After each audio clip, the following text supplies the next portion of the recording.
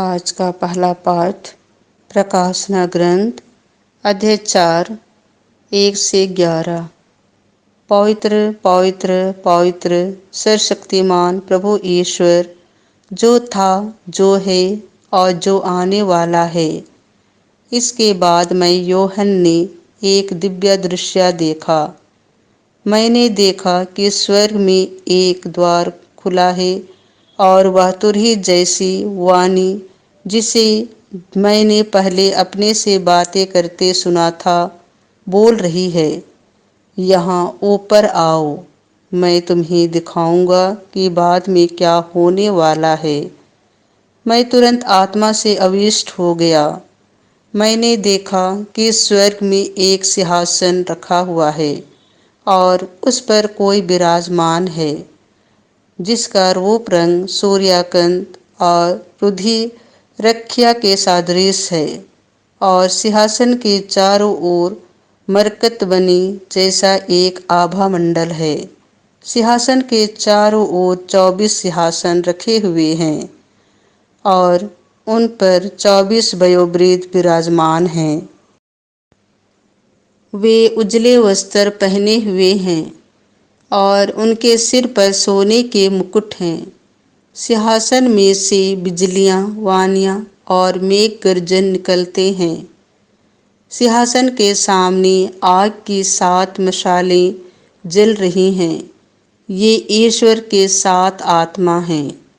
सिंहासन के आसपास एक फर्श मानो स्फटिक सदृश पारदर्शी समुद्र है। बीच में सिंहासन के आसपास 4 प्राणी हैं। वे आगे और पीछे की ओर आँखों से भरे हुए हैं। पहला प्राणी सिंह के सदृश है और दूसरा प्राणी सांड के सदृश। तीसरे प्राणी का चेहरा मनुष्य जैसा है और चौथे प्राणी का उड़ने वाले गरुड़ जैसा। चारों प्राणियों के 6 पंख हैं और वे भीतर बाहर आँखों से भरे हुए हैं, और वे रात दिन निरंतर यह कहते रहते हैं, पवित्र पवित्र पवित्र सर्वशक्तिमान प्रभु ईश्वर, जो था, जो है और जो आने वाला है।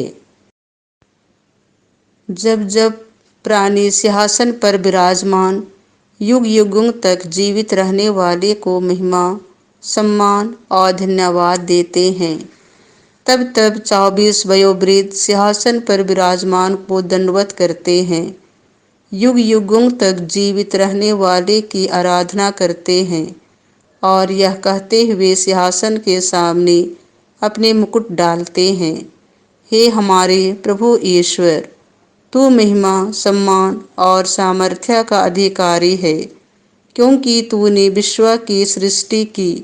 तेरी ही इच्छा से वह अस्तित्व में आया और उसकी सृष्टि हुई है। यह प्रभु की वाणी है।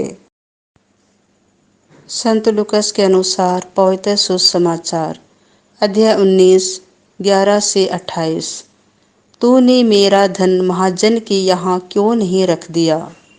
यीशु को यरूशलेम के निकट पाकर लोग समझ रहे थे कि ईश्वर का राज्य तुरंत प्रकट होने वाला है। इसलिए यीशु ने यह दृष्टांत सुनाया।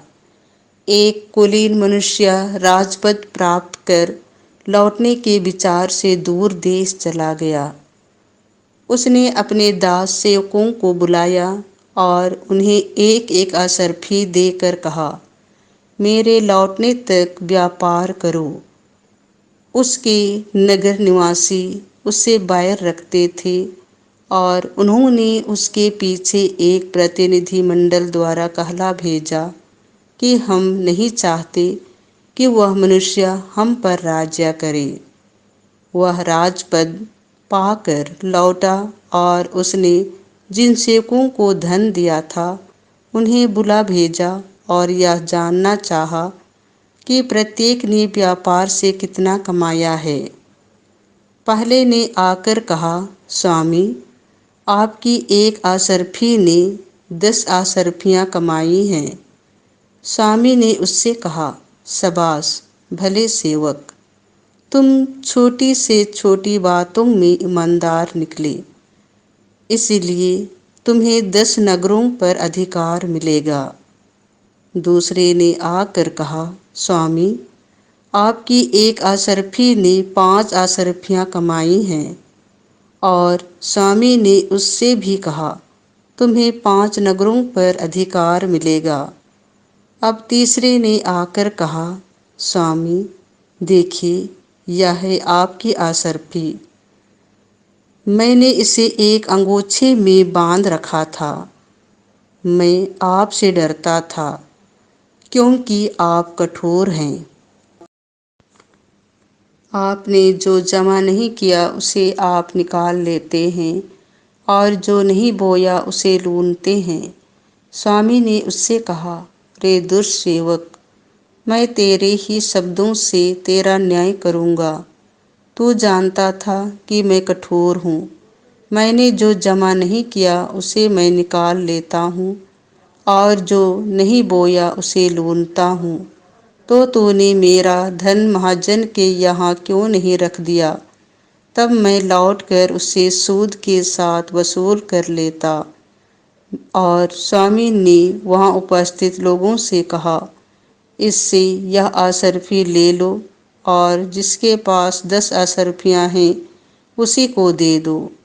उन्होंने उससे कहा, स्वामी, उसके पास तो 10 असरफियाँ हैं। मैं तुमसे कहता हूँ, जिसके पास कुछ है उसी को और दिया जाएगा, लेकिन जिसके पास कुछ नहीं है उससे वह भी ले लिया जाएगा जो उसके पास है। और मेरे बैरियों को, जो यह नहीं चाहते थे कि मैं उन पर राज्य करूं, इधर लाकर मेरे सामने मार डालो। इतना कहकर यीशु यरूशलेम की ओर आगे बढ़े। यह प्रभु का सुसमाचार है।